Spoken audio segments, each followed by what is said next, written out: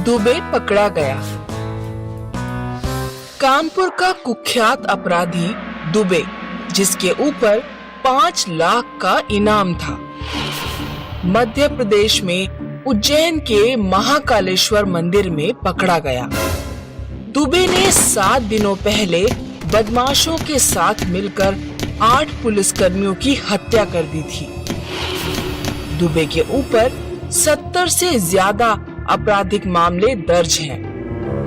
दुबे ने 2003 में थाने में घुसकर भाजपा नेता की हत्या की थी। आइए सुनते हैं जांबाज शहीद पुलिस अफसरों और बदमाश दुबे की कहानी। कानपुर के बिकरू जिले में इंस्पेक्टर विनय सिंह अपने परिवार के साथ रहते थे। पापा, मम्मी ने आज फिर से तरोई की सड़ी हुई सब्जी बना ली। बेटा, हरी सब्जियां खाना चाहिए। हरी सब्जियां खाओगी तभी तो तुम बड़ी होकर मेरी तरह स्वस्थ और तंदुरुस्त पुलिस इंस्पेक्टर बन पाओगी। तरोई की सब्जी खाकर पक गई हूँ, मुझे नहीं खाना। मेरे लिए मोमोज लेकर आओ। अच्छा ठीक है, शाम को मैं तुम्हारे लिए मोमोज ला कर दूंगा। इंस्पेक्टर विनय थाने पहुंचते हैं तो उन्हें खबर मिलती है कि आज पुलिस की टीम कानपुर के कुख्यात अपराधी विकास दुबे को पकड़ने जाएगी। सब इंस्पेक्टर कमलेंद्र शर्मा विकास दुबे से मिला हुआ था। वो फौरन फोन करके दुबे को पुलिस के आने की इंफॉर्मेशन दे देता है। राम दुबे जी, और सुनाओ कमलेंद्र, क्या हाल चाल है? बस भैया जी, कृपा है आपकी। मैंने ये बताने के लिए फोन किया था कि आज पुलिस की टीम आपकी कोठी पर छापा मारने वाली है। पुलिस के आने की इंफॉर्मेशन मिलते ही विकास अपनी कोठी और आसपास के मकानों पर हथियारों से लैस गुंडे तैनात कर देता है और भागने की पूरी प्लानिंग भी कर लेता है। इंस्पेक्टर विनय अपनी टीम के साथ विकास दुबे की कोठी पर जैसे ही पहुंचते हैं, उनकी गाड़ी पर चारों तरफ से सैकड़ों बदमाश गोलियों की बौछार कर देते हैं। इंस्पेक्टर विनय सहित 8 पुलिस वाले शहीद हो जाते हैं। पुलिस वालों को मारने के बाद विकास दुबे साइकिल से अपने गांव से भाग जाता है। इतना बड़ा कांड होने पर देश में अफरा तफरी मच जाती है। सभी मीडिया चैनलों पर दुबे की ही न्यूज चल रही थी। पुलिस कमिश्नर तुरंत कानपुर पहुंचते हैं और शहीद पुलिस अफसरों के घर वालों को बदमाशों पर कड़ी कार्रवाई करने का भरोसा देते हैं। सीएम अंकल, मेरे पिताजी बहुत बहादुर थे। मैं भी बड़ी होकर उन्हीं की तरह पुलिस में भर्ती होना चाहती हूँ और जिन गुंडों ने मेरे पिताजी को मारा है, मैं उनसे बदला लेना चाहती हूँ।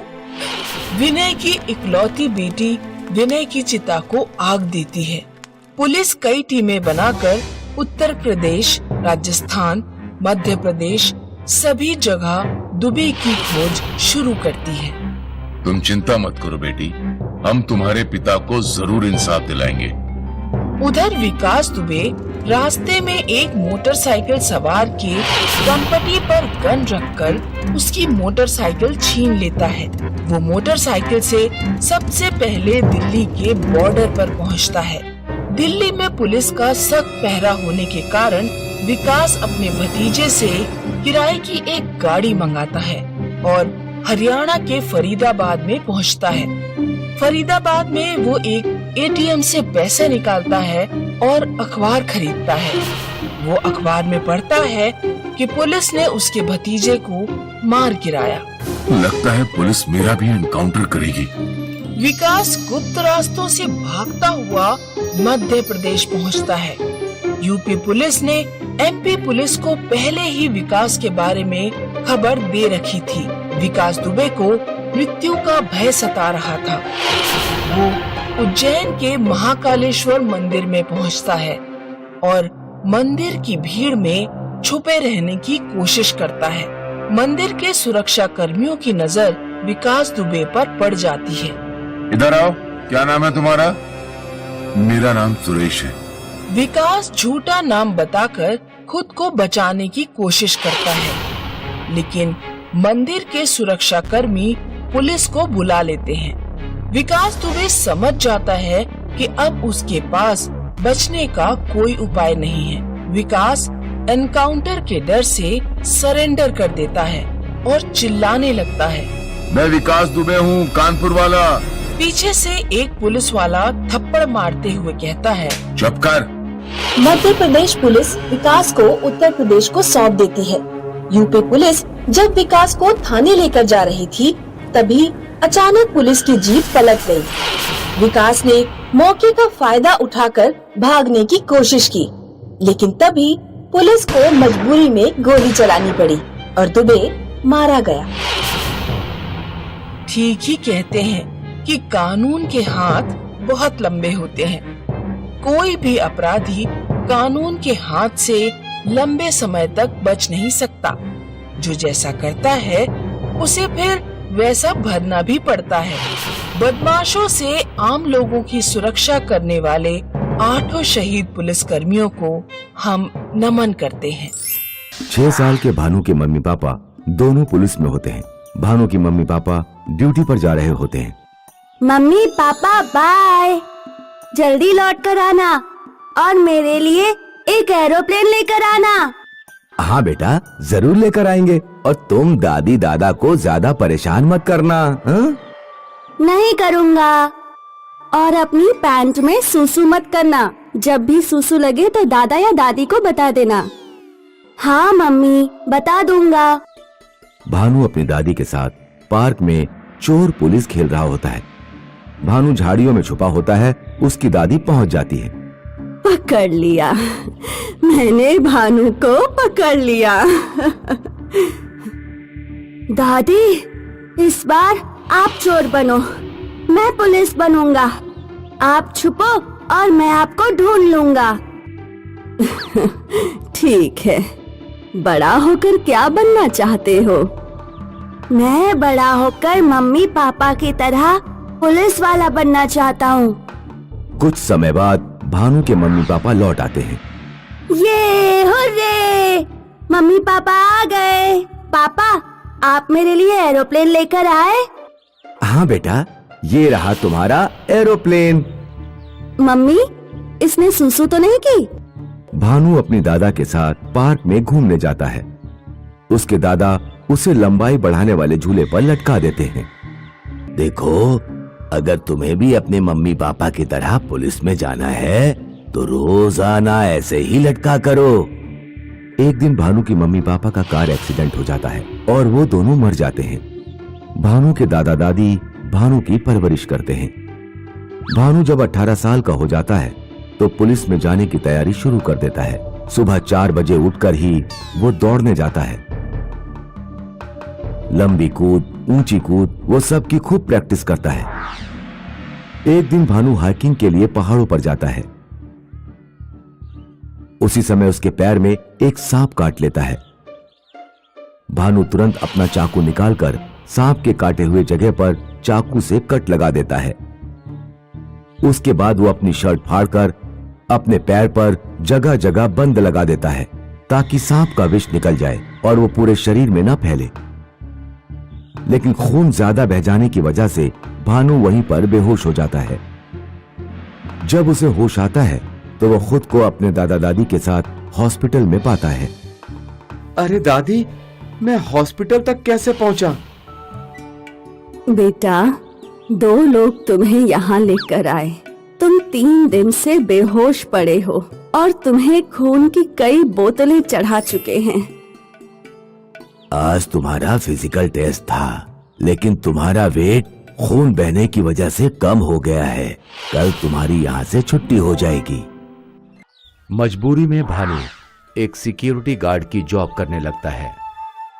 कुछ दिनों बाद भानु के दादा की मृत्यु हो जाती है। बेटा, मैं बीमार रहती हूँ और तुम ड्यूटी पर चले जाते हो। यहाँ ना तो कोई खाना बनाने वाला है और ना ही मेरा ध्यान रखने वाला। तुम शादी कर लो, घर में लड़की आएगी तो कम से कम काम में हाथ बटा देगी। एक दिन भानु और उसकी दादी एक लड़की को देखने जाते हैं। बेटा, तुमने क्या कर रखा है? जी, मैंने बीए कर रखा है।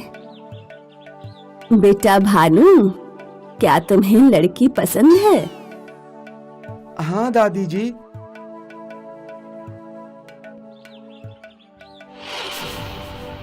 श्वेता जब भानु के घर जाती है तो वो भानु के घर पर भानु के मम्मी पापा की पुलिस वर्दी में तस्वीर लगी हुई देखती है। जब तुम्हारे मम्मी पापा दोनों पुलिस में थे तो तुमने पुलिस में जाने की तैयारी क्यों नहीं की?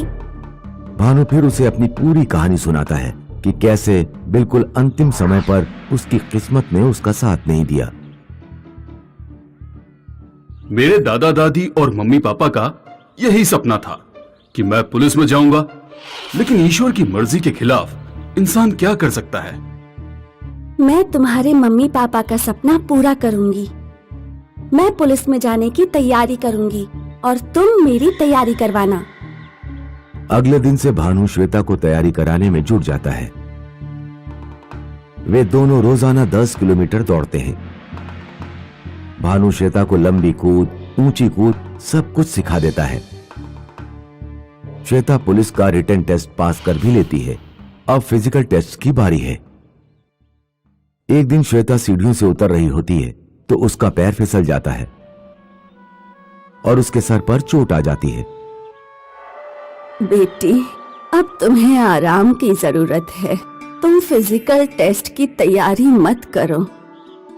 नहीं दादी, मेरे सर पर चोट जरूर लगी है, लेकिन फिर भी मैं अपनी तैयारी जारी रखूंगी। श्वेता पट्टी पहनकर ही ऊंची कूद, लंबी कूद और रनिंग की प्रैक्टिस जारी रखती है। जब फिटनेस टेस्ट की बारी आती है तो तब तक श्वेता के सर की चोट भी ठीक हो जाती है।